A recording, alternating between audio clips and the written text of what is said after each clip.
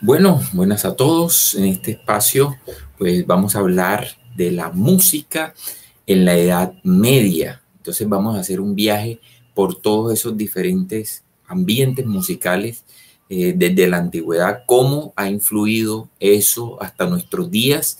Y la idea es que podamos conocer mucho más de la música, desde dónde surgió, un poco de historia, y que podamos en el tiempo ir conociendo lo que hicieron músicos reconocidos de la época y los diferentes instrumentos musicales que se ejecutaban. Entonces, vámonos a conocer toda esta parte. Bien, entonces arrancamos con la Edad Media, que es un periodo histórico que se inicia con la caída del Imperio Romano.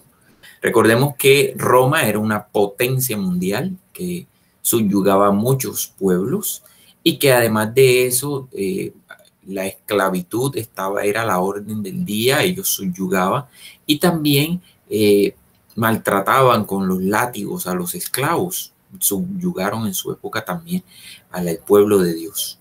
Pero también es importante entender que desde el siglo V hasta el siglo XV fue la trascendencia de toda esta Edad Media y que después de esa caída de ese imperio, pues obviamente comienzan a surgir algunos movimientos musicales. Entre esos tenemos la música religiosa.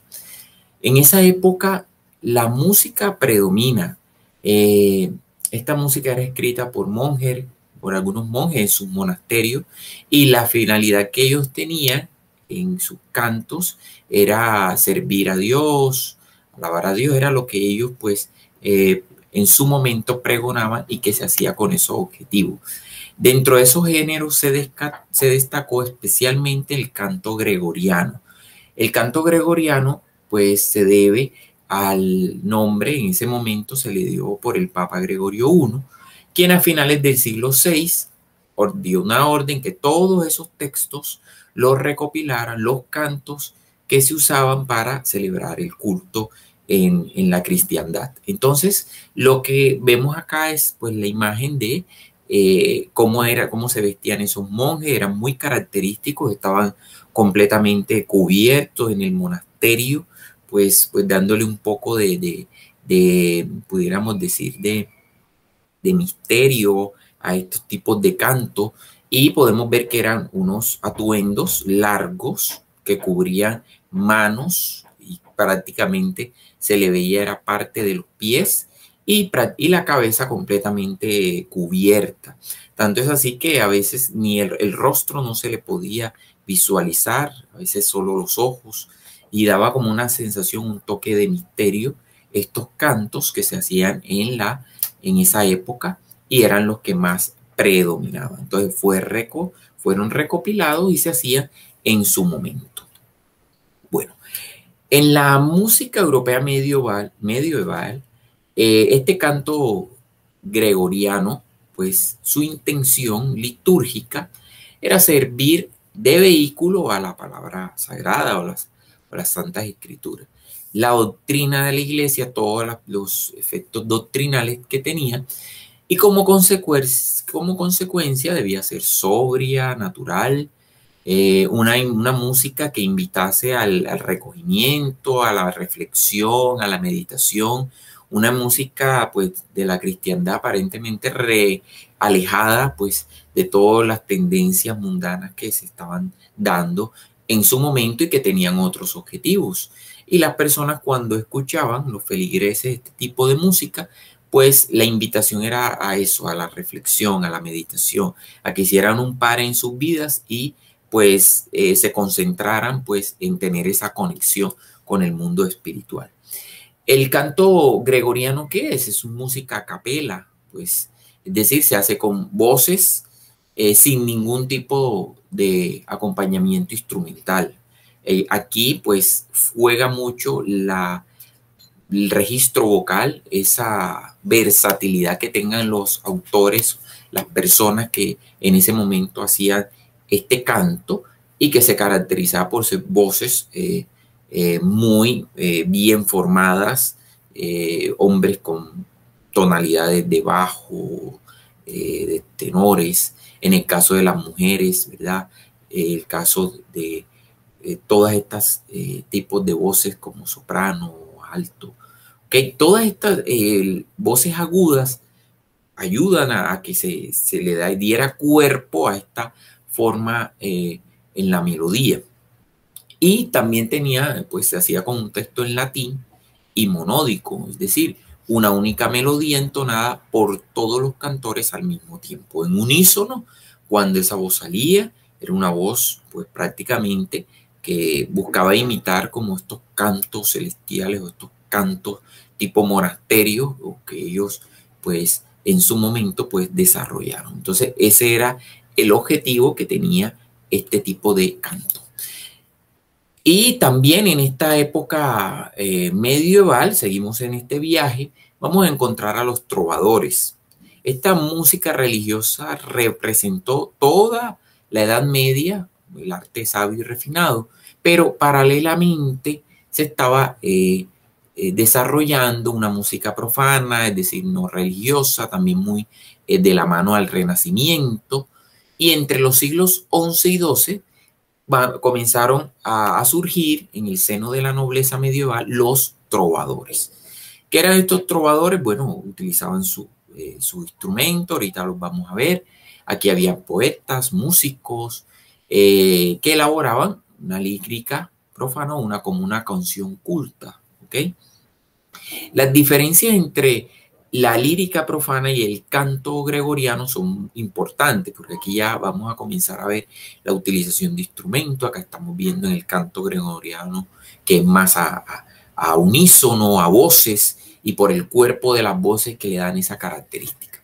Entonces, en este lugar, la mayoría de las canciones de los trovas son más bien como de tema amoroso, no empleaban el latín, como el canto gregoriano sí lo hacía, sino las lenguas vulgares que se daban de la época, el francés, el gallego, el castellano. Recordemos que en toda esa zona de Europa, pues tenía algunos pues lenguajes un poco lo que denominan lenguas vulgares, no eran la típica, la conocida, pues eran unas lenguas alternativas, pero en esto se estaban haciendo las trovas.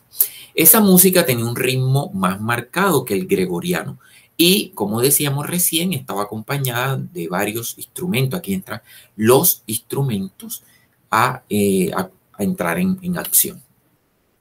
Bueno, entonces en esta Edad Media pues entran lo que son los juglares, los trovadores, los troveros, Minnesänger, que se le llama en alemán. Eran músicos y poetas medievales que viajaban por todas esas cortes feudales de Europa, cantando, tocando sus instrumentos. Ya estaban haciendo giras, yendo por todas esas grandes cortes que había. Pues sabemos que la época medieval estaba marcada por cortes, por todo lo que eran los reinados, todo lo que se mantenía, pues esas costumbres. Y de hecho, era muy característico que cuando habían ciertas celebraciones, ciertas reuniones especiales, pues se hicieran todos estos conciertos con estos tipos de música. Los juglares, pues solían ser personajes de origen popular. Ahí habían cantantes, habían acróbatas, es decir, en medio de las canciones se hacían acrobacias y todos esto estaba unado porque se contaban historias de batallas lejanas. Recordemos que la época de la Edad Media está muy enmarcada por lo que sucedió, pues una vez se termina el Imperio Romano y vemos que todos estos orgías y toda esta cantidad de celebraciones que se hacía tenían mucho de este comportamiento de acrobacia, entre otras cosas.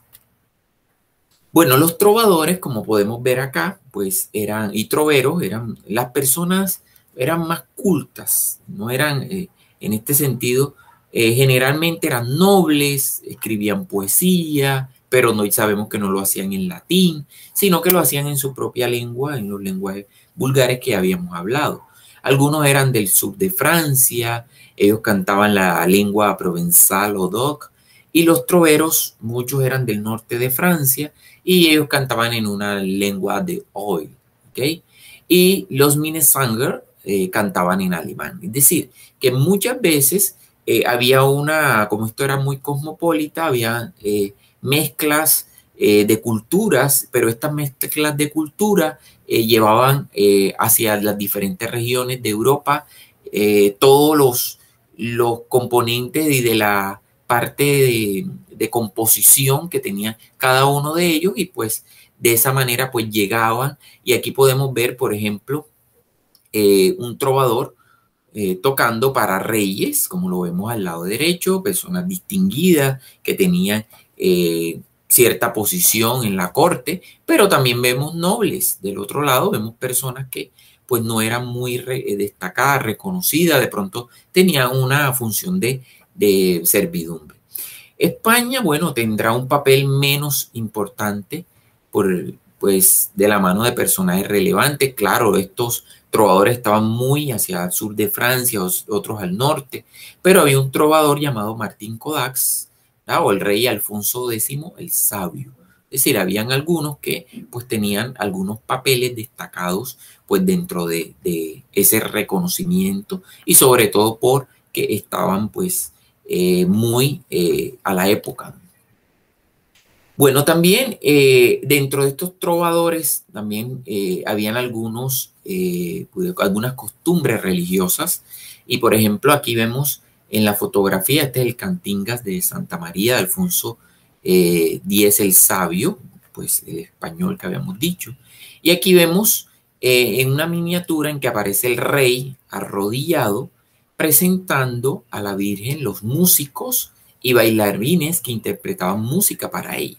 Entonces era muy común que, por ejemplo, en estos actos idolátricos, pues lo que se hacía era el rey se arrodillaba, ¿verdad? Veneraba, era como un acto de veneración, pues a la Virgen de la época, y eso era acompañado por todos los trovadores con sus diferentes instrumentos musicales, el arpa, la flauta, el violín, o sea, el violón, todo lo que ellos utilizaban en su momento, y habían algunos bailarines pues que hacían estos actos de veneración, pues se acompañaba mucho. Mire cómo la música también entra en estos actos y se acompaña. Seguimos en nuestro viaje en el tiempo, ¿verdad?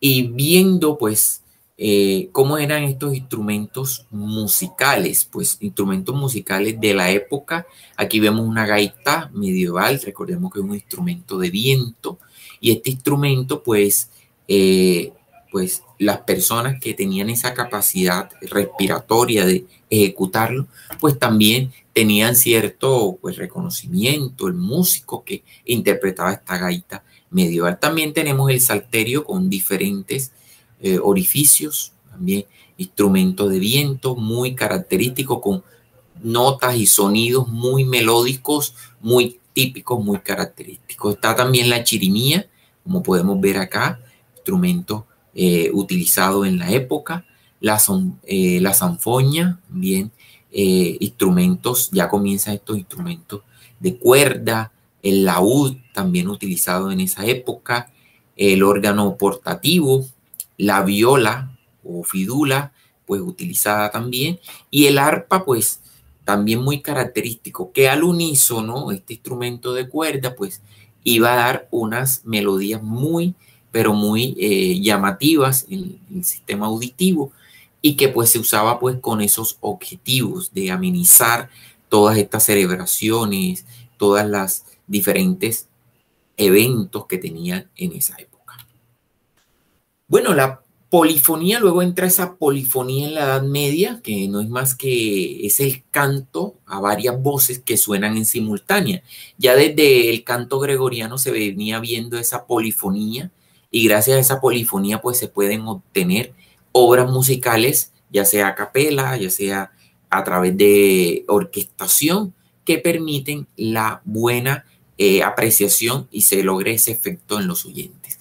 Las primeras composiciones polifónicas importantes son del siglo IX, y estas consistían en añadir una segunda melodía al canto gregoriano. Entre esas se destacaron el órgano y el discantus. Después de esas primeras composiciones, podríamos dividir en dos periodos esa polifonía. El periodo Ars Antiqua, que comprenden ya del siglo XII y XIII, donde surgen dos músicos de gran relevancia. Entre esos están Leonín y Perotin.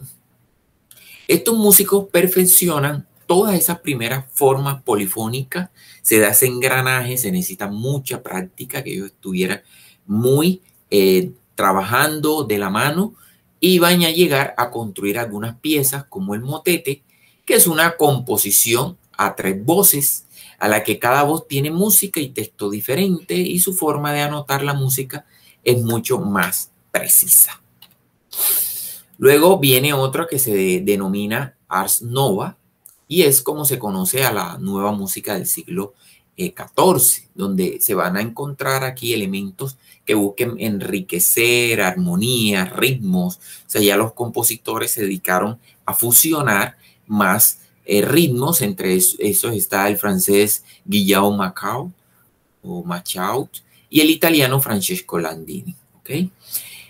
Y luego viene esa historia de la notación musical, es decir, y aquí comienzan los primeros o esos pininos en lo que tiene que ver en cómo se escribía música, porque es que al comienzo de la Edad Media no se escribía, todo pues estaba quedando, era de generación en generación, todo ese aprendizaje que se estaba dando, pues iba quedando en las personas, en los descendientes. Pero después se dieron cuenta de que había que escribirlo, porque así como pues se habían papiros relacionados con la Biblia y que esa escritura seguía, pues de esta manera también ellos vieron la necesidad de que había que generarle escritura a la música, pues para que pudiera tener esta trascendencia.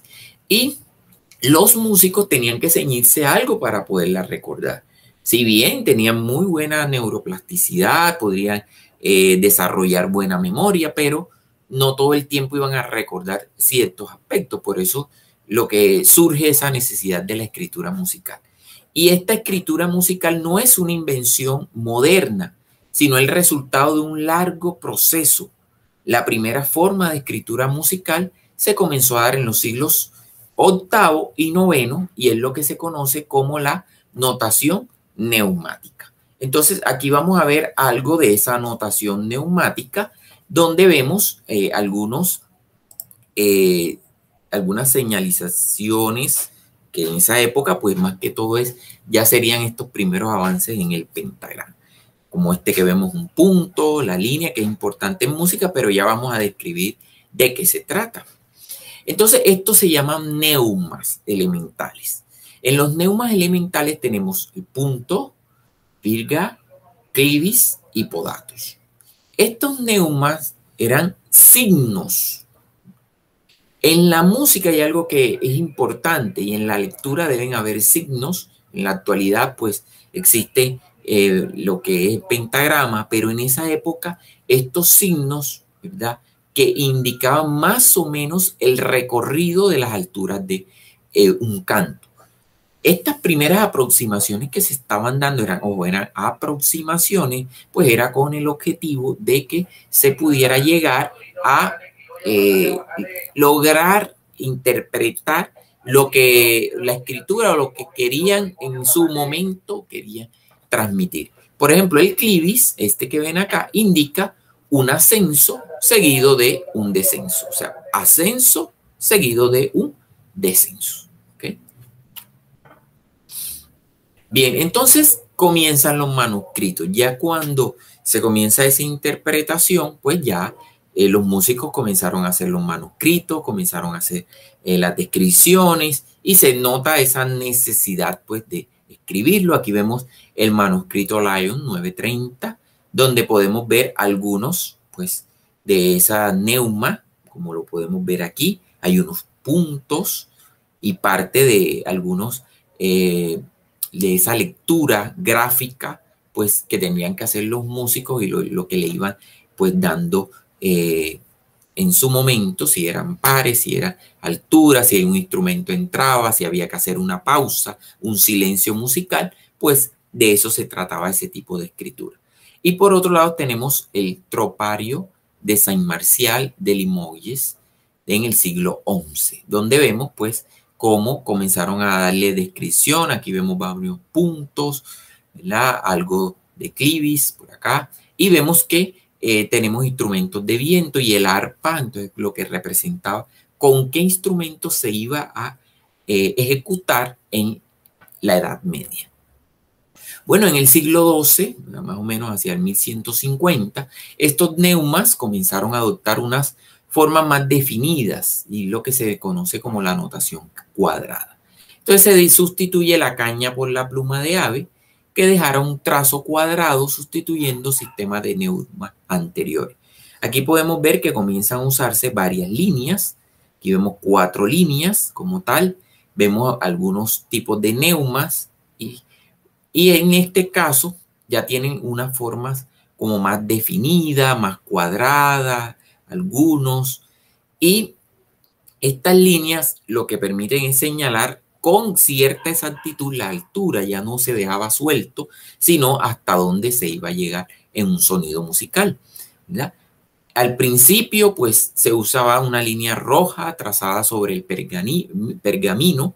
Los pergaminos es, pues, donde se hace la escritura y señalaba el sonido de fa y iba a servir de referencia. Hoy se usa mucho la clave de sol y ese sonido de fa era referencia para los demás sonidos. Luego, la segunda línea, pues, una de color amarillo que representaba un do.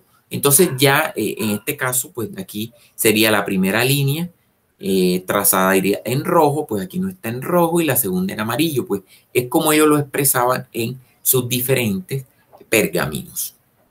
Pues aquí finalmente el monje Benedicto o benedictino Guido de Arezzo añadió otras 2 más, ya comenzó a crear el tetragrama o pauta de 4 líneas, donde vamos a ver aquí, por ejemplo, aquí la palabra aleluya, aleluya. Y vemos aquí algunos de los neumas, por ejemplo, miren este neuma, que es uno de los que ya habíamos citado, ¿verdad? Los puntos, ¿verdad? Y otros que comenzaron a ir integrando.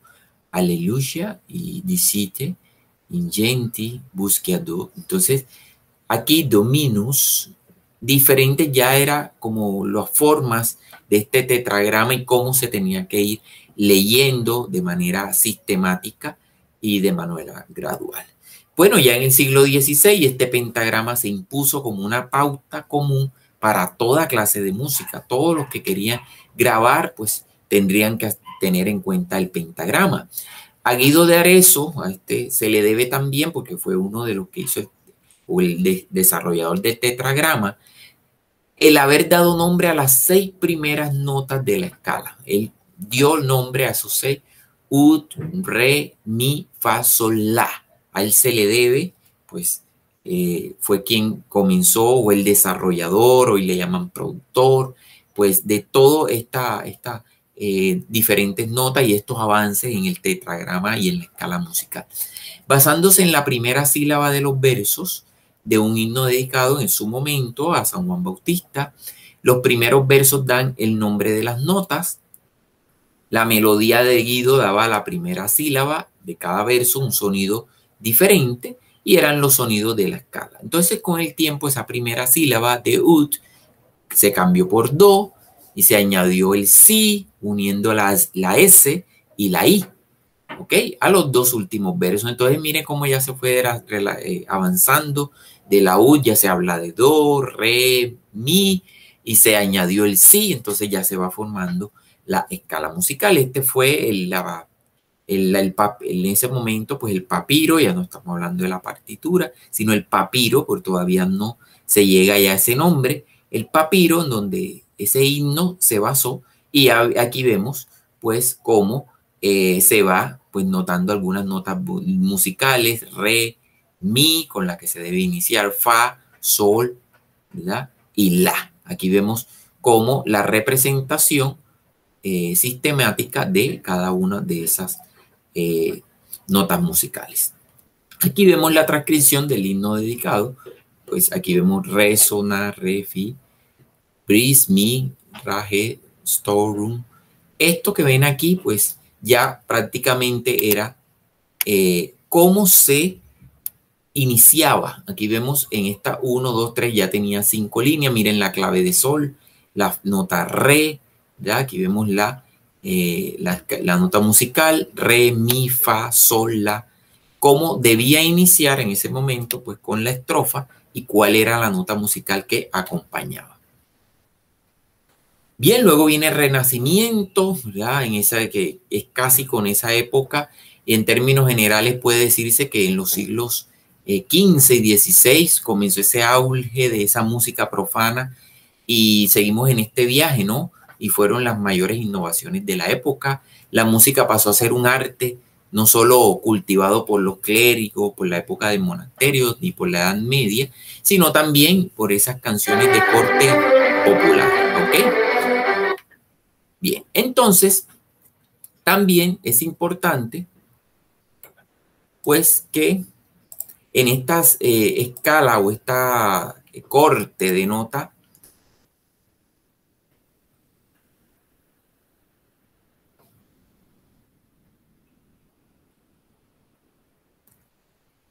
en esta escala de corte musical, pues sigamos viendo pues un poco lo que tiene que ver con este aspecto. Y seguimos.